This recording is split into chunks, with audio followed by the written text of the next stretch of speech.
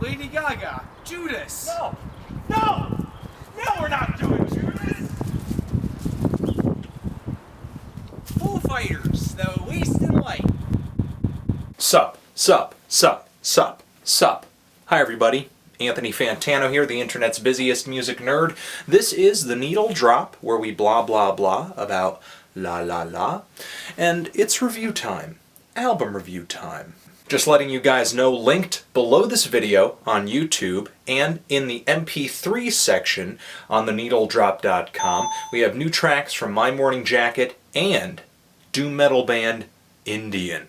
Check them out. I know some of you guys freak out when I review something too popular or too obscure, but I don't care.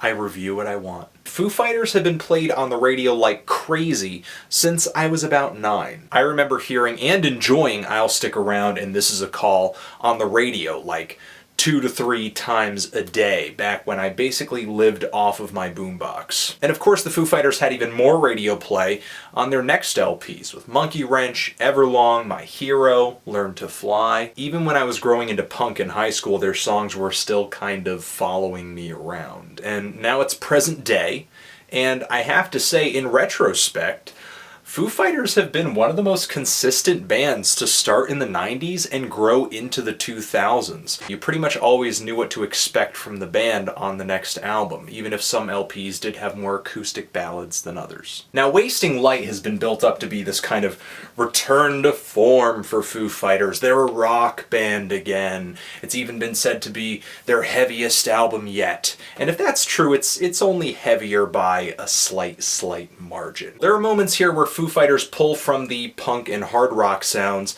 that they used to on their early stuff, back when Foo Fighters was really just kind of a Dave Grohl solo project. There's a song on here, White Limo, which I'm sure you've seen the music video for. Hilarious video. But that track, in case you didn't know, sounds a lot like a track off of the first LP, Weenie Beanie, with its distorted vocals and really hot guitar leads. And there are tracks here where I'm catching that same mix of aggression and hook power that made so many songs on their second album, like Radio Classics, for example, Bridge Burning, the opener, and Matter of Time, too. Now, in terms of production, this thing, the guitar tone, the bass, just the mix, it's really thick and aggressive for an alt-rock record. Really kind of reminds me of Queens of the Stone Age, rated R type stuff at some moments. Everything is densely packed, but it's easy to pull apart without relying on a lot of compression that drowns out the subtleties and the dynamics of the music, but still stays really heavy. Of course, this heaviness is only relative, but the band never strays away from that electric guitar. There's not an acoustic ballad in sight on this thing, even when Foo Fighters are playing with accordion and string arrangements on the track I Should Have Known. Now, despite all the hype behind this LP and all the volume on it, I have a hard time seeing this as a return to form. Because for me, there's a certain sound and style on this album that I don't usually associate with these guys, and that's arena rock, just arena rock power ballads. If you look at hooks on tracks like Arlandria or Back and Forth, tracks like this change this album from being a rock album into a rock album. I could totally picture a light show going on behind this, lots of guys wearing headbands and singing into the same microphone back to back like, yeah, yeah, yeah, yeah. And I think it's cool that the Foo Fighters were able to take that influence and repurpose it within their own style in a way that blends in pretty well. But to me, part of the reason this LP is so infectious in a way is that it's loaded with these lyrical motifs that have been Xeroxed again and again and again. One of these days, you and what army? It's alright. Once upon a time. Burning bridges. What's in it for me? It's just a matter of time. We're going nowhere fast. Easy for you to say. Blank, blank, go away.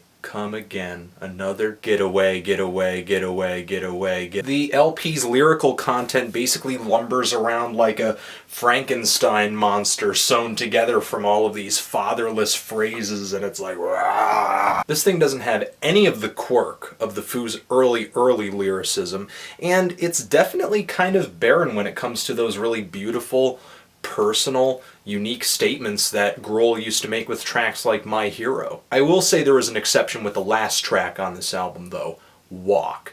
which seems to me to be about getting kicked off your horse, getting back on, starting at the beginning again, overcoming adversity. Awesome. Inspirational. All of my gripes about the lyrics aside, this could just be another element of the Foo Fighters getting back to not what I think is their roots, but just simplicity and volume and energy. This thing is bookended with 2 fantastic tracks. There are several within the middle that I like a lot too, but about half of the songs here I am kind of on the fence with. I wasn't really hating anything on here, but then again, it's designed, it's engineered to be catchy. This thing is a volume heavy piece of power pop, pretty much just what the Foo Fighters do best. It's one of their most consistent releases in years. I think it's probably more consistent than their past 3 to 4 records. So I'm fairly positive on this Foo Fighters release. I'm feeling like a strong 6, maybe on a great day, a light 7, but pretty much a strong 6. But